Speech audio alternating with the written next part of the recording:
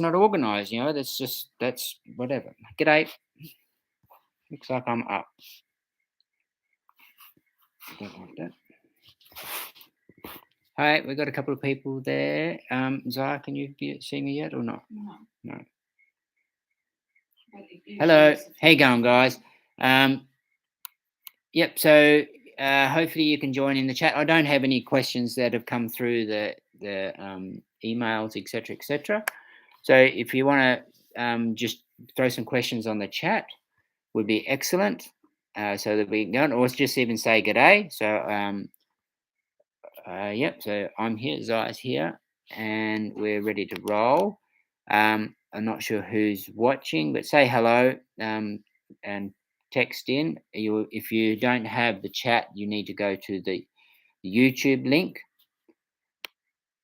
And for some reason or other, no, there's two now. Yeah, you need to be logged into YouTube. You need to be logged into YouTube to chat.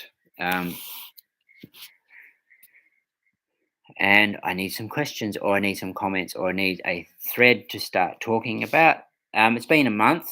I think it's a month. Is it a month? Yeah. Yeah. So it's the first Wednesday of each month is we intend to do this. The first Wednesday of each month.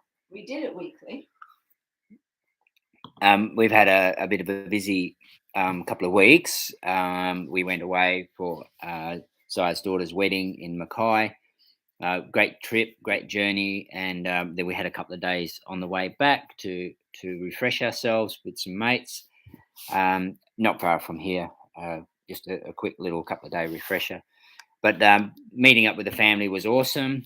We're all the family. We got a blended family, so meeting up with all those was great. It's been a while since all the kids have been together. I've got two kids. I've got three, and we all met at the wedding, and it was a lovely time. So it was a pretty special. We big thank you to Nikki and Ben and Christine that looked after the property, and also Tracy came in and helped a little bit, a neighbour, while we were away. Nikki was the main carrier of the stress load, I guess, and kept things in great shape.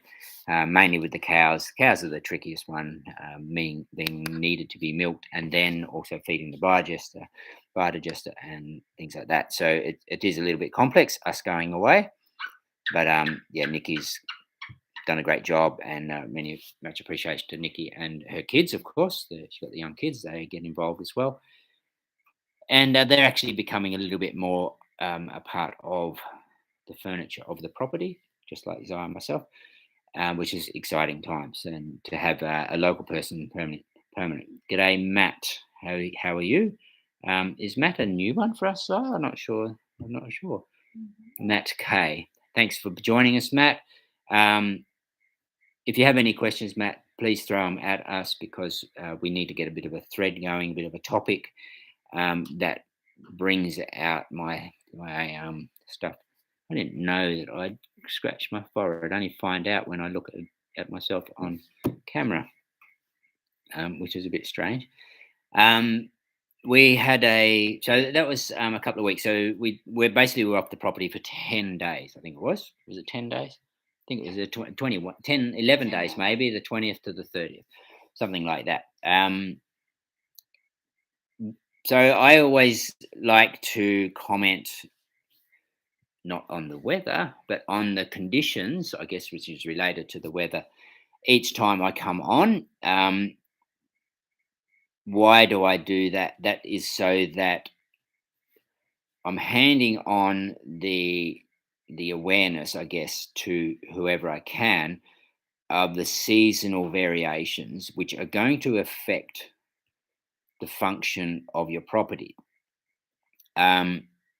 Our properties mostly are evolving, because we're starting from scratch with a lot of the situation, and they're evolving. So that is a process of observation. A pattern that we need to recognize is ebb and flow, or even order and chaos. When you have an extreme weather event, that's a chaos, and then you'll get a reflection from that chaos back into order. So we had a bit of a chaos year, because we had some quite heavy rain earlier on February, March, and from then for a few months, and we're still getting a little bit of effect from that because our winter rains are extended, and we're still getting moisture. So we haven't had any dry spells yet, and there's a lot of residual moisture. You go into areas of our property that's in shade, and it's still quite moist, a bit muddy. I went into the resource paddock fleetingly yesterday. The resource paddock doesn't get managed properly stock wise, and so we have woody weeds occur in there. Also, in that resource paddock, there is um, stacks of timber covered in iron, and so there's an edge where they are of grass to no grass because of the iron, and the stacked timber is shading it right out.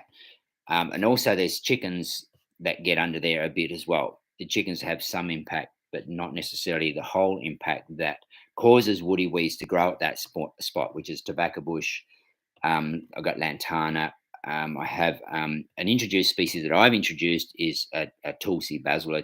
We call it Tulsi. It's not probably true Tulsi, but it's a bush basil, quite tall, goes nearly 2 meters tall, or around 2 meters tall. And it's quite hardy, and it comes in that space as well. So when I went in there a couple of days ago, it was quite easy to pull out the smaller plants by the roots, which wouldn't happen if we'd had dry spell. So it's just showing it's quite moist. Um, we We've had that wet event and wet season, but we've also had an extended cold season. However, I don't think we've had extreme cold. I don't think we've gotten below. We have a thermometer at the back of the other house, the farmhouse, which is a sort of community house, the volunteer space. We have a thermometer there which shows high and low, and it records it. Not records it, but a little marker stays with it. It's a great tool. It has the highest temperature and the lowest temperature, and that'll happen every day. And you push a button. It's not electric or anything like that, and it just gives you a record. So if I don't check it for a month, I'll know over that month what was the hottest day and what was the coldest day. So if you're getting into cold temperatures, you're usually checking it most days. And I don't think that's got down to below 6 degrees. Normally, we'll get several days in 1 week in July of down to 5 degrees. So I don't even think it was 6. I think it's about more nearer to 7, if I remember correctly. So we haven't had an extreme cold year, but we've had an extended cold year, and what that has created is restricted growth in a lot of our plants. A couple of plants have loved it, but our grasses are slow. Bananas are quite slow. I'm just trying to think if there's another one that was really being affected. It just won't come to me at the moment, but it's probably the bananas I'm noticing mostly. We're still getting banana production because I've been supporting the bananas a bit, but it's quite slow. It takes a long time for a bunch to get to ripening stage. And so that's the type of year we're having.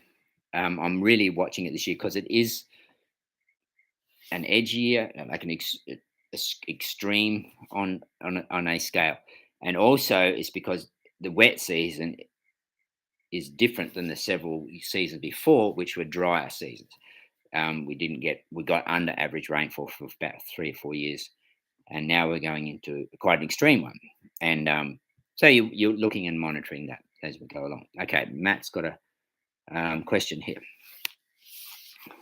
If money was no issue, would you flatten a plot for syntropic planting? Not level, but flatten. So the water flow is all in one direction.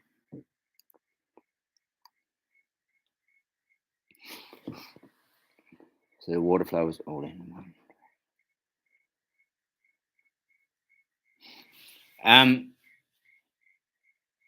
Okay, it's a good question, Matt. We have this large enterprise that we're being a bit involved in the design of. The intention is to have a quite maybe more than 4,000 square meters of syntropic, and the space is a little. It's a slope. It's a curved slope, and it's a bit undulating. And I'm sort of that the question is probably on my mind of will we do much with that?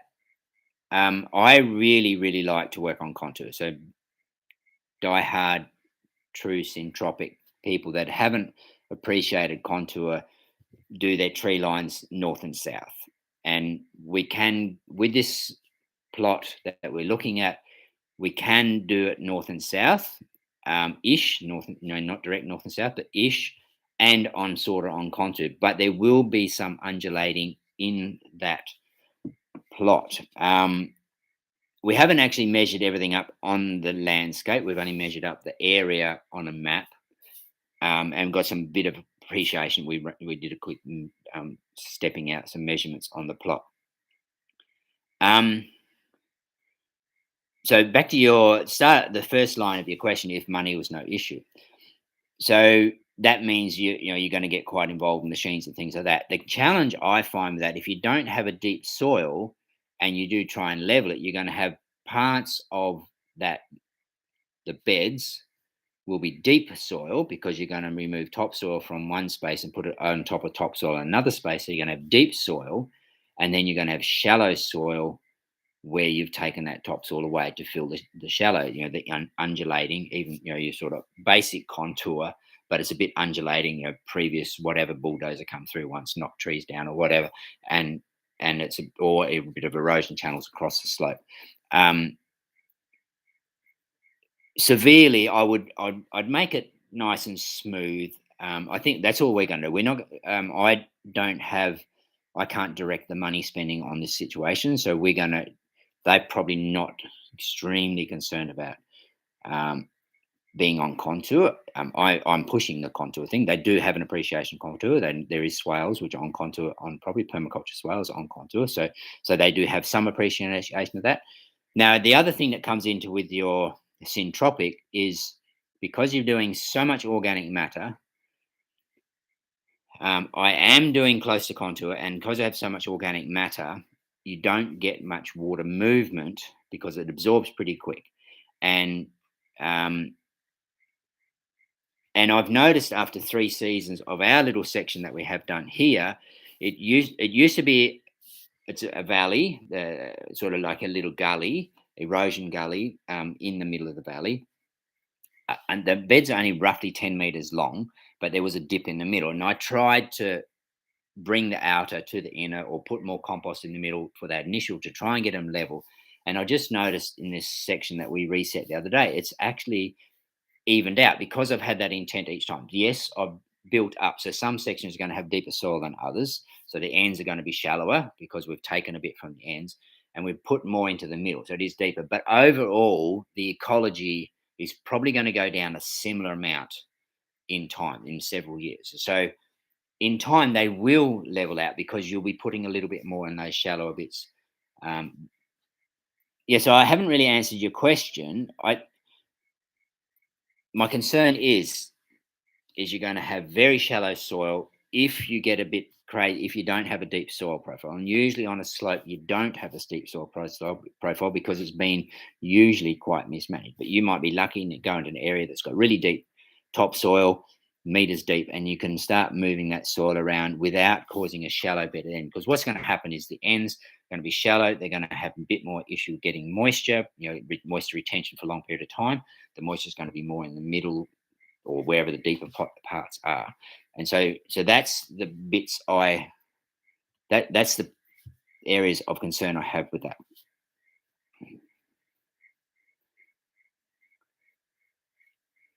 How do you see how you go with that those comments I made, Mark? And just comment back again so we can keep that chat going. What else would I want to add any more to that?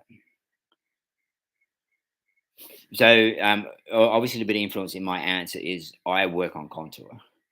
And so now I'm trying to choose plots on a property that are slopes are facing east. The big one I was just mentioning is actually facing west. So we're going to put in bananas that grow a bit of height, so species that are a bit taller, to get some shade for that westerly sun. It's going to Yeah, it is going to be, yeah, and but the beautiful thing is in the syntropic, we'll have in our syntropic design, we'll have tree rows at about, I think they're, I can't remember now, were they 8 meters apart, the tree lines are, or were they, no, there's three, 5/8 of 40, was it? Yeah, yeah, 8 meters apart. yeah. So that tree line's going to be 8 meters apart. So each one of them can create shade from that westerly. And the bottom one, we're going to put the bananas, which will be a little bit more, particularly if you get drying winds coming from the west, which can occur. It's going to be a bit exposed there. And the other another one we're looking at recently, we've chosen an eastern facing slope. So that means the slopes to the east. So then you can get your north south tree lines, which suits the syntropic methodology. What that is all about is getting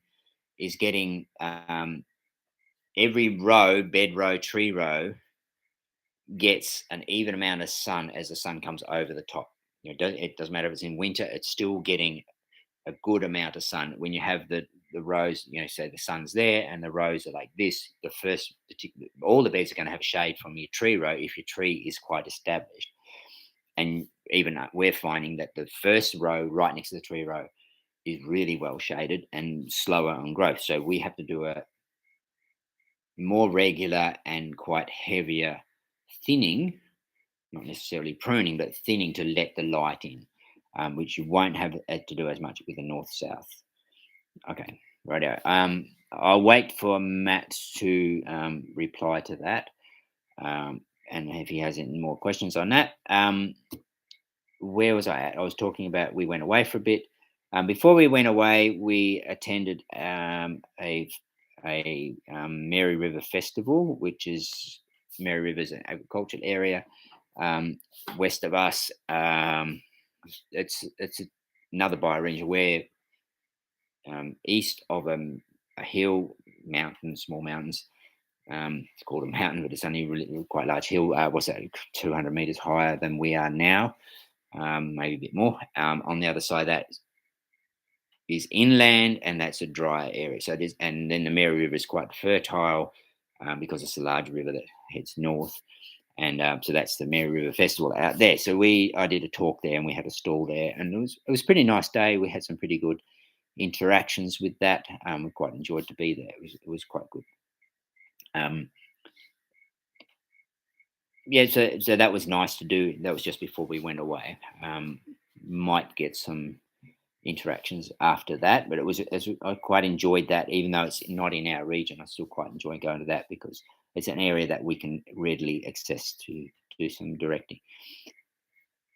Now I'm back. Our focus on the property is in. It's been quite interesting. Leading up to what I'm going to say is that this year we've been very busy.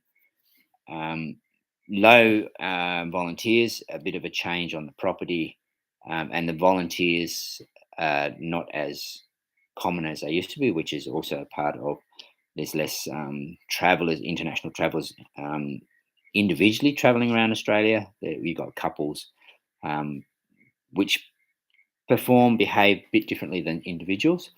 And so we're getting less individuals. So there's been a change there. That's an evolution. That's fine. Our property has evolved to a point where we're probably attracting different people. So we haven't had a lot of hands-on. So I've been doing. We've had a massive biomass growth here, which I didn't really comment on before, because of the extra rain. We've had swale mounds with water in that never had water, really that much moisture before. So it's been a huge biomass. So we've been chasing the biomass. I still haven't caught up on all of that, but that's been quite a bit of focus. Basically, I haven't done any projects. It's hard to do projects during the heavy growth year, part of the year season. So now it's time to do projects, and a project that we really have to focus on is getting ready for our next PDC, which is a 2-week PDC, the Permaculture Design Certificate course.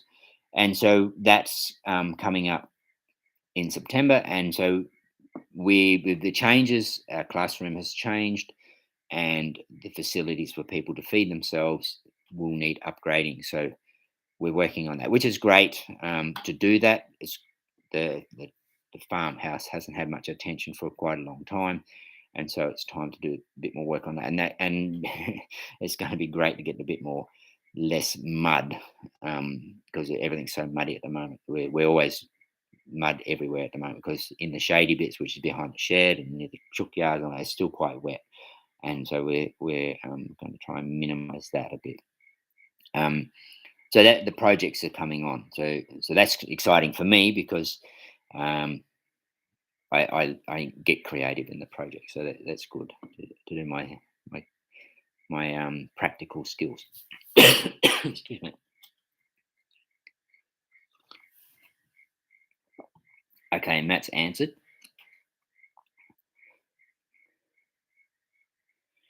Okay, so if you've got the resources to do that, you just got to weigh up the benefit of that.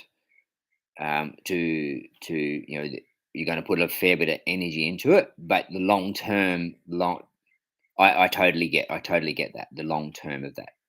Even in my little 10-meter beds, I physically moved, not necessarily so, but I actually dug deep by hand and removed the gravel, which was the sort of the subsoil accumulated over a period of times, and that gravel became a hard pan type scenario because of the mismanagement, because it would have all been gardened for years and years and years. I'm talking small crops. Bean crops would have been the main one. There could have been capsicums and other things. I don't exactly know what was grown, but I do get the impression it was badly mismanaged. And so I actually removed a lot of gravel out of that. And in that process, I actually moved the soil as I de-graveling it. So moving it, a couple of shovels or garden forks at a time, but I moved it in the direction to fill the hollow. So I start in the middle and work my way to the middle, and because the ends were higher and the valley bit was in the middle, and so I actually moved that. So you're not doing anything much different than I'm doing. And if you've got the resource to do that, and you know that long term value is going to be there, go for it. I think, yeah. East sloping, maybe 5-meter elevation, is about 1 acre currently. There's a hollow section that stays far too wet during the wet season. So you probably want to fill that and spread the water. That works for me. Your beds, so you're east and you're going to do east sloping, and you're going to do north south. Tree lines, each one of them will be and every bed becomes a contour on contour. So it's like a mini swale. So so you're going to spread the water. I would be doing a swale. I think it's a great idea to do a swale above your syntropics. Not every time, but I think I'm starting to. I think I'm doing that in my designs. I'm intending to do that, and then so any water coming down above you where you're going to do your earthworks, you're going to capture that into that swale and spread it. Have some spillways, and it can come evenly through, or spill it and get it away if it's way too much. So you can have little spillways to bring it into your syntropics. In our design of syntropics, we're doing beds either 10 meters long or 20 meters long, or tree lines, so sections, and there'll be a grassy path in between each section of probably 3 meters. And that actually helps if we've got a curve around the slope, because at the top might be 2 meters, at the bottom might be 5 meters or whatever, because the advantage of having equal length beds is you can plan your planting material. So, okay, we've got another section, we need X amount of plants to go into, because every bed's 20 meters long, and you got to know how many beds and how many plants go in each bed. So it's really easy to plant up or order plants.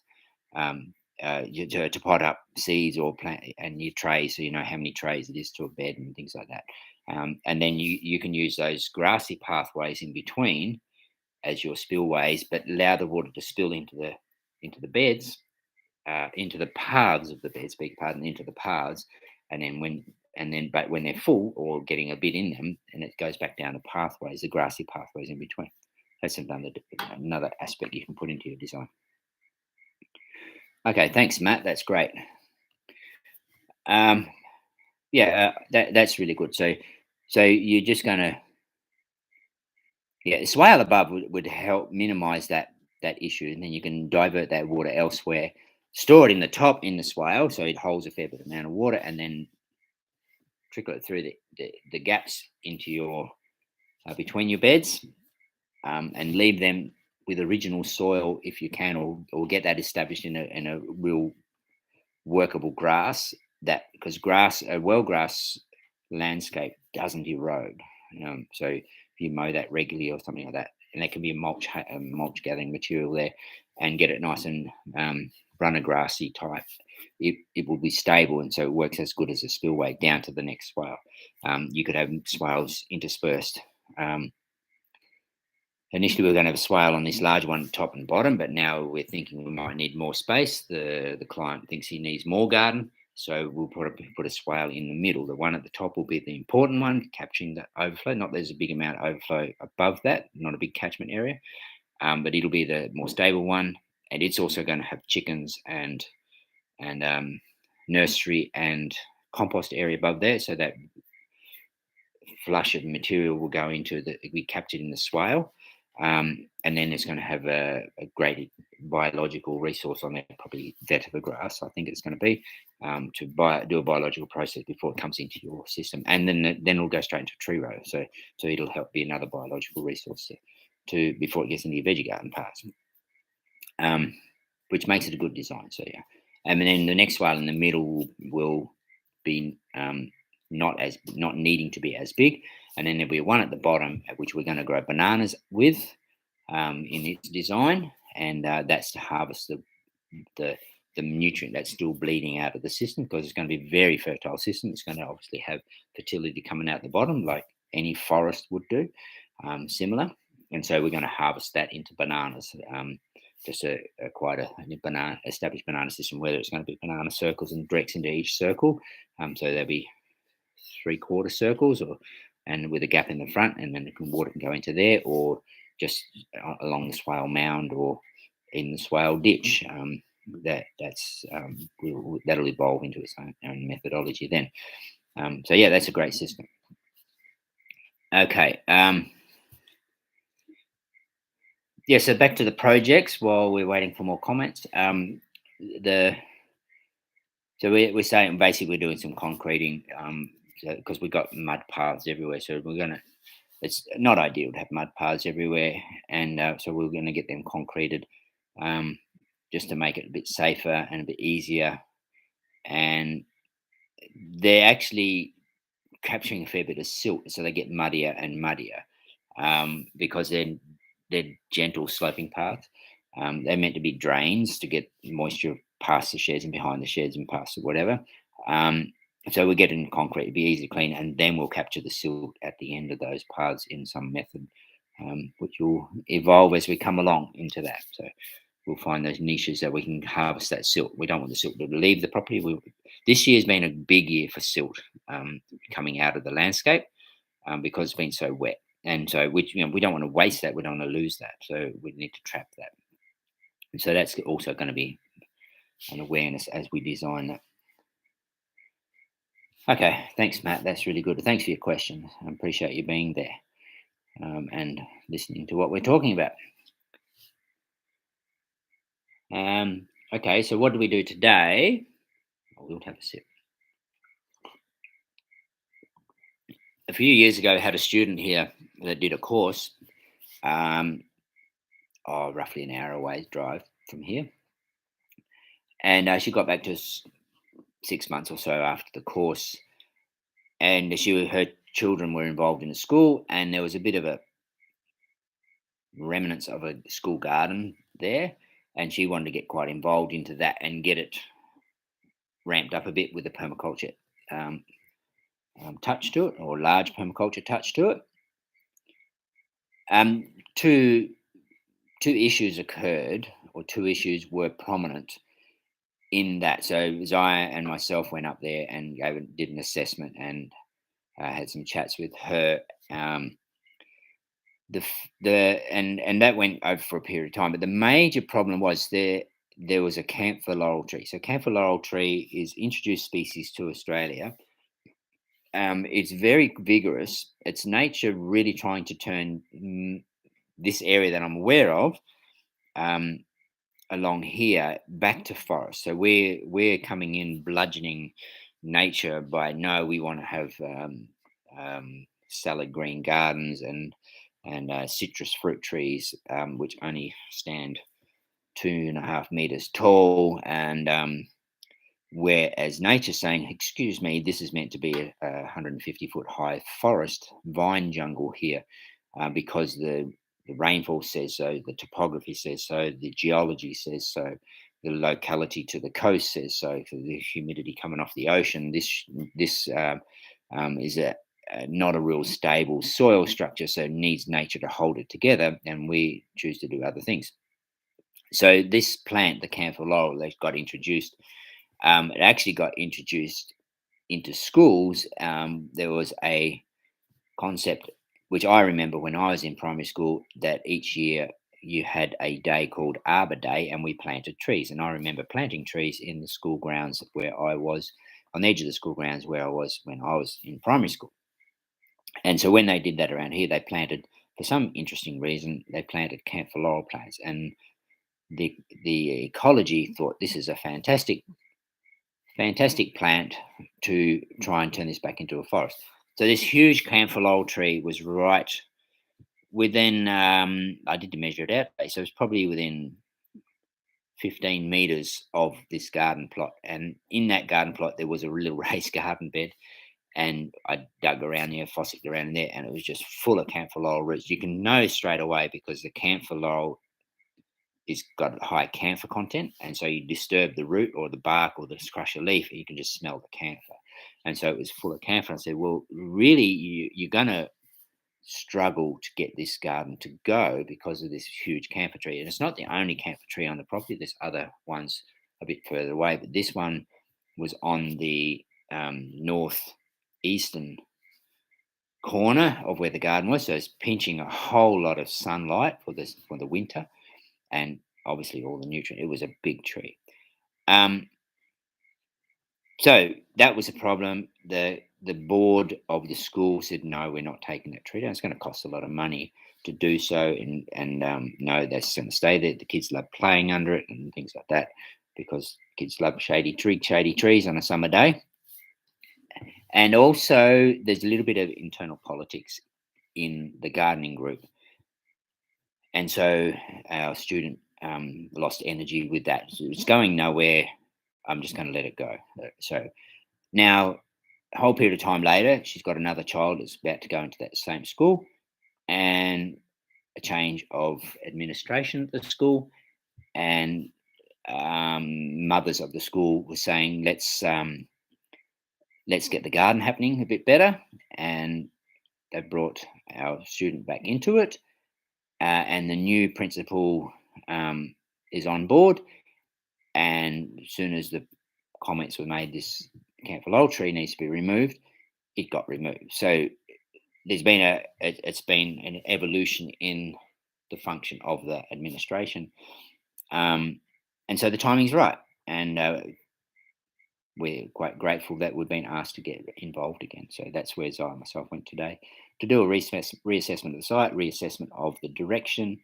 The design isn't much different than I was already intending. Not that I really drew anything up, but I remember it quite distinctly. I might have sketched something up at the time, but not officially. And so yeah, it's going to go ahead. So that's pretty exciting. So yeah, we're in the early stages of that. Finbear, g'day from Finland. How's it been? Been busy making firewood and building hugelculture mounds. You're always going mad at doing stuff. That's not being nasty. That's like you go into it. You're going really hard and you're getting somewhere. You say making firewood. As mentioned, desire. I'm a bit behind on my next season after firewood. We got the wood stove. You can see a part of the wood stove there, burning happily away. That's our hot water pipes that you can see just here, and there's a tank behind the wall. That's our hot water, so we have to get that stove. At the moment, we don't mind having it going every day because we're in winter. In summertime, I've got to make some changes, but yeah, I need more firewood, and so yeah, you're stimulating me and to keep in my mind, even though I've got projects to do, that I do need to grab a day and get some more firewood into my firewood storage area. One area is nearly empty, so I'm going to get that empty pretty soon, the next couple of weeks, and then I need to fill it again with fresh firewood that will dry in time for 2 years' time. That it takes 2 years to dry that wood out, so that we don't have issues with our chimneys and things like that. 1 hour at a time. But it seems that it feels to me that you're getting somewhere. You might be doing an hour at a time, but I think that you're thinking more than 1 hour a day about where you're going. You're doing your 100 hours of thought, moving towards your design and the function. So I bet you're not just building culture mounds. You're building culture mounds that have multifunction, that are going to have lots of good yields in many different ways, and that's what our good design is all about.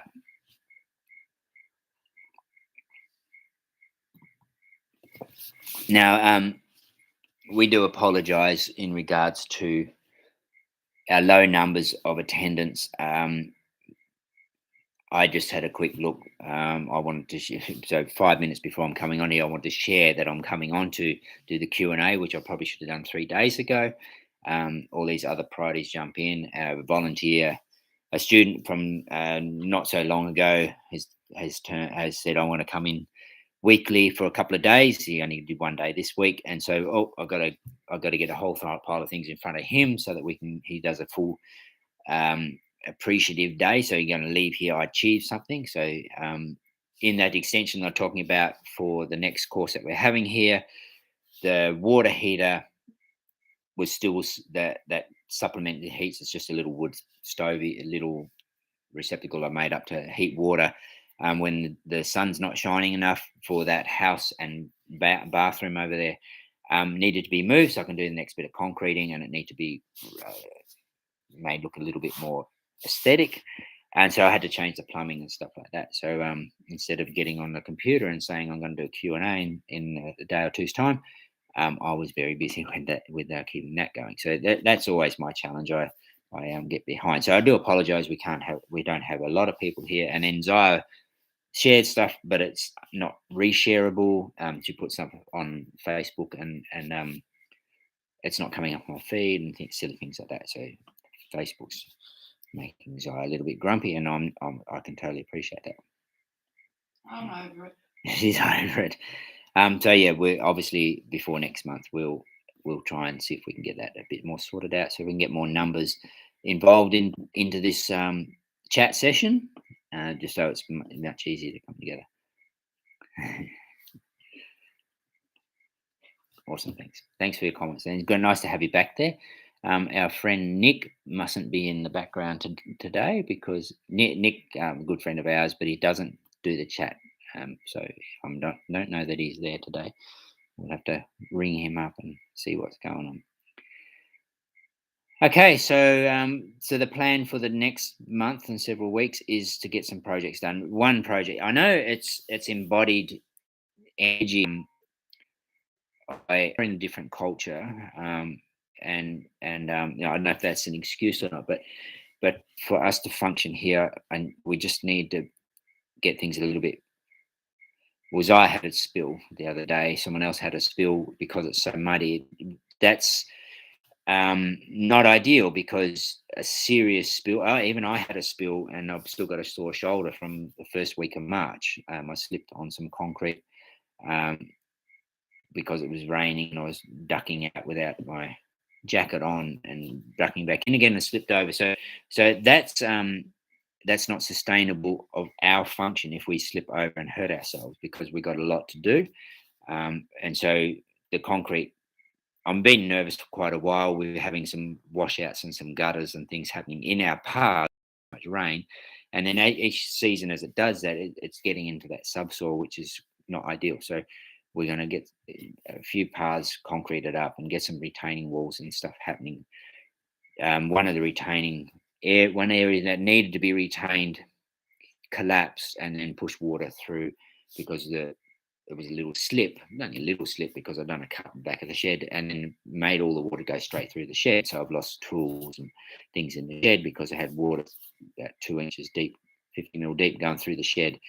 and there's stuff in there I won't know that's been damaged until I eventually want to go and use it because of that. So we need to get that sorted out. It's not ideal. It's not. Its longevity of those scenarios is degrading. Our quality of life is a bit degrading because we're slipping and sliding and mucking around. So we're going to put a lot of energy, embodied energy, in doing concrete paths.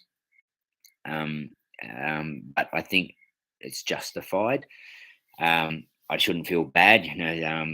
I saw a post yesterday, a comment or something yesterday that more concrete was poured in the last 2 years in China than US has done in the last century. So my little bit of concrete's not impacting that much compared to what's going on there. Is that a good excuse? I'm not sure. That's something that we always do, that ethical assessment of what we're doing. But if I injure myself and I can't function, we lose this property. That's a waste of the energy we've already put into it. So I put a little bit more energy, embodied energy, and have it so that I don't hurt myself, or Zaya doesn't hurt. If she hurts herself badly, she's over it. She's not going to want to be here anymore. That doesn't work for me because then I can't get online because I don't know how to do this. And so you got to make these assessments and justify. I don't know if that's the right word, but anyhow, that's something that in that 100 hours of thought and assessment of what we're doing. So. So we're moving forward with those, and we come to the realization we haven't done anything on our house for several years. I'd really like to get a bit more floor into here, a bit more walls into here. So it's been long overdue. And a part of the evolution that's happening here is looks like we're getting hopefully a long-term permanent to be here. So that's slowly happening, which is pretty exciting. So. Those of you that have projects and you need assistance, then accept the evolution. Also, we're getting. We've been doing this for. Oh God, I've forgotten how long we've been here. How long we've been here? 18 years. No, 18 years been here. So we've had volunteers for 18 years. That's slowly. We've evolved a bit away from that. We don't cook for them. Occasionally we cook for them. So that's evolved. So their behaviour evolves. Just expect in your design of how you're going to manage it and how it's going to evolve, and see that it's going to okay. The concrete will be there for a long time. So it's embodied energy over a long period of time. Do it well, do it properly, the embodied energy for a long time. I get really annoyed when I go into town and they've moved the roundabout again, or there used to be 2 lanes coming in the roundabout. Now it's 1 lane. Then next time I go there, it's 2 lanes, and then it's and each time they rip up the concrete and put a bit more curbing and down and changing it. That's not good design. That's all ended up. There's embodied energy for a short period of time that ends up into landfill, which is taking more energy, and it's just wasted. We need to do it well, and obviously I've had plenty of time to think about what I'm doing with this. Thanks for that. Then, what benefit if any, is there to scything grass for syntropic rows as opposed to mowing and side casting onto your rows? So scything, yep. You did some scything. I did some scything a couple of years ago, but I did too much and the wrong climate, I would feel. And unsustainable, I damaged my main elbow, and also the other elbow bit, because it's just really hard work. I do in Toowoomba area. It took me a while to get a second scythe, and by that period of time, I'd really hurt my elbow. So I did it for 12 months, cutting the grass around the whole property. I don't know how big an area it'd be an acre, yeah, with all the grass around. Oh, at least, yeah. It'd be an acre, and in our Australian climate, in the dry period of time, it's not much fun cutting that grass. It just doesn't cut nicely, and so probably I can't sharpen the scythe properly, but we got stone, so the scythe bluntens pretty quick. Not a lot of stone, but enough just to keep blunting this scythe. So it was unsustainable. But okay, back to your question, Matt. What benefit, if any, is there to scything grass for syntropic? Syntropic, I feel, and I think needs to be well appreciated, is a move away. It could be a move away from machinery to manual hand tool labor. Now, you'll find a lot of people will be using machines because our labor is too expensive. The syntropic will work very well in the cultures where labor is cheaper. Um, I don't really like using that word cheaper, but I will use it so we can stay on topic. Sort of, you can do syntropic with hand tools if you've got enough manpower, and when you do that, enough manpower, you've got community, and that the value of community is um, not measured properly. I don't think. Yeah, we measure things in man hours and cost per hour and things like that. It's the wrong measurement. The community value is quite incredible. So design up your syntropic, and maybe you're using tools now or initially, or you're using tools to establish. So a buddy of mine that I'm working with that's really doing a lot of syntropic stuff locally, he'll use machinery in initial. Coming back to what Matt was saying, set it up really well initially with machinery, like heavier machinery, and then after that come into the easier machinery. So he will design his paths between the beds to the size of the mower that the client has, or he has. And so he'll just buzz down with a mower. Now you can do that with a scythe. The thing with the scythe is you're going away from using the fossil fuels and you're coming back into the more natural thing. In a syntropic, the scything will probably work fine because it's going to be quite moist and you won't have that dry material, which is what did my elbows in because I was cutting grass too late, too dry, falling over because I was didn't have enough resources. I intended if I had three guys on sides, I'd scythe it all, but I don't have three guys to scythe it. So to do that work. So my methodology now is plant more trees, have less grass, and then and what do I use now? I use a whippersnipper. I don't use a ride-on mower. I use a whippersnipper. Less horsepower, neater job. You're doing all the edges at the same time, so you don't have to come back because you never come back to do your edges. You only mow and then you leave the edges all messy, and because you never get back. But with the scythe, with the whippersnipper, with the scythe, what I did was I had a little hand sickle type thing in my pocket, and so I'd scythe, and then when I got near a fence post or something, I'd put the scythe down and I'd hand sickle around it. And because you're not starting a motor and turning off a motor and sweating ear muffs and all that, so just in beautiful nature, it's quite nice. You can hear some car coming and things like that. You hear the birds and all that and nature around you, which is so beneficial as well. To coming back to your question of is there what benefit? You're in nature. You're not in a having fumes, and because I even on a whippersnipper, the wind's blowing the wrong way, and I have to cut a certain direction. You've got the fumes coming back at you, so that's not perfect. Um, so yeah. And with the scythe, you will be side casting. You will be throwing it sideways, so you don't have to come back and rake it across it unless you're wider. Yeah.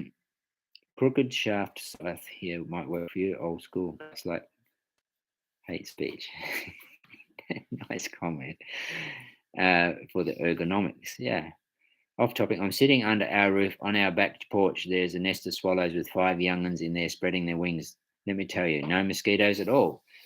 I have said for many years here, I've been here enough years to say many years, I need more microbats. We did a cave tour. Quite funny story with that. A cave tour. Every time we go up the highway to Mackay, where Zaya's daughter lives, there's these caves very close to the highway, and Zaya says, I'm going to go there. And we have this same conversation every time. And this time on the way back, we had a bit of time up our sleeve. So we camped close by and went to the caves. And in the caves was microbats, and they eat 200 mosquitoes or something or other. Yeah, 250 or something. 250 mosquitoes per day. And so why don't I have many, there's a mosquito going past me right now. Why don't I have many bat boxes so they got habitat? Their main habitat that the microbats here is the bags around the bananas, which I haven't been putting on. So where are they living now? They're not living here. We have, actually, that's a lie. We do have one in Zaya's mother sent over a cuckoo clock. Is that what it is? What do you call that? Yeah, I think it's It's like a cuckoo clock. It doesn't have a cuckoo. It has a doing, doing, doing. So it's got the chain weights and things on it. And apparently there's a bat sleeping in there. He comes out in the evening. So we have a bat fly because we got gaps in the walls, and so the bats come in and out. So I need to make up bat boxes, to do that. So you got the swallows doing the work. Well, we're going to work with the microbats. We don't have that many swallows here. We have occasional swallow, but we do have the microbats, and we need to make more habitat for them. Your version of the hummingbird when it comes to flying skills with the swallow. Do you have a bat's nest built? No, we had one at one period of time, and I put it down. Now I don't know if they actually inhabited that. I took it down because I didn't. We don't have large trees now around the food forest, and so I hung it on a tree down there until my fruit trees get up, because the tree I hung it on was the ice cream bean tree, which we cut back. And what I found was it actually crushed the box because the tree grew, the wire was big enough, and it trashed the box. I didn't build that box; a volunteer did, and so there needs a few changes. The thing also, when we do a bat box, if they're hanging in a tree, the pythons think that's great because they just go in there and eat them. So actually, on the back side of this house here, there's a good overhang and it's well protected. That's where I'm going to hang the bat boxes, where the pythons can't get to them. And I just got to make them. So don't have a decent workshop and a little bit short on time. But yeah, bringing that ecology in, they need habitat. And so I have realised of late that I haven't been putting bags on the bananas, and so that's the bats don't have anywhere to hide. Sometimes you bring the banana bag off, and there'd be 10 or 12 bats in there, microbats, which with insect eaters, they do the job. That's what they need to do. We are having, just been this house, we're having mosquitoes quite a lot, and we have a wet season, so then there's going to be more mosquito issues. Okay, awesome. Oh, it's great to be on the chat again.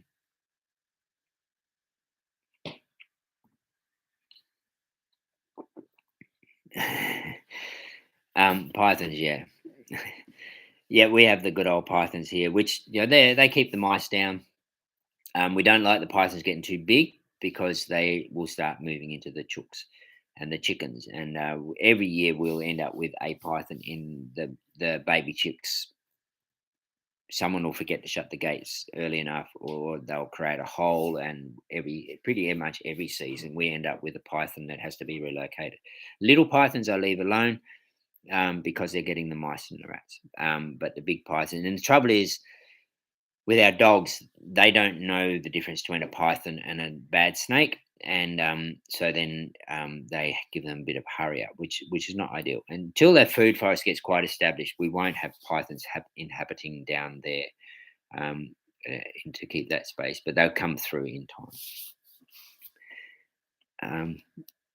We had probably 6 months ago, we watched a python go along the rafters and along the edge here. I don't know where he came in, but I saw him go out.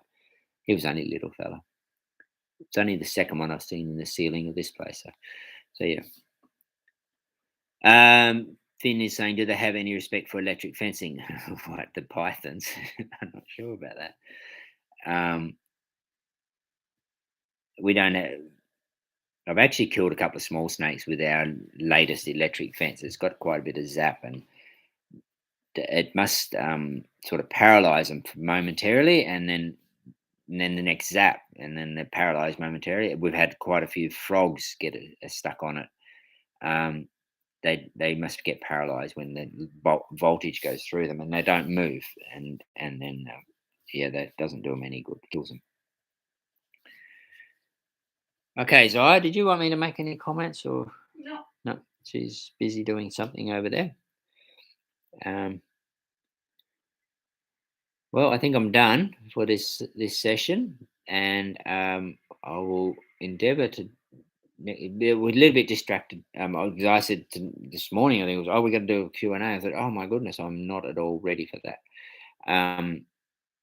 So my intention is to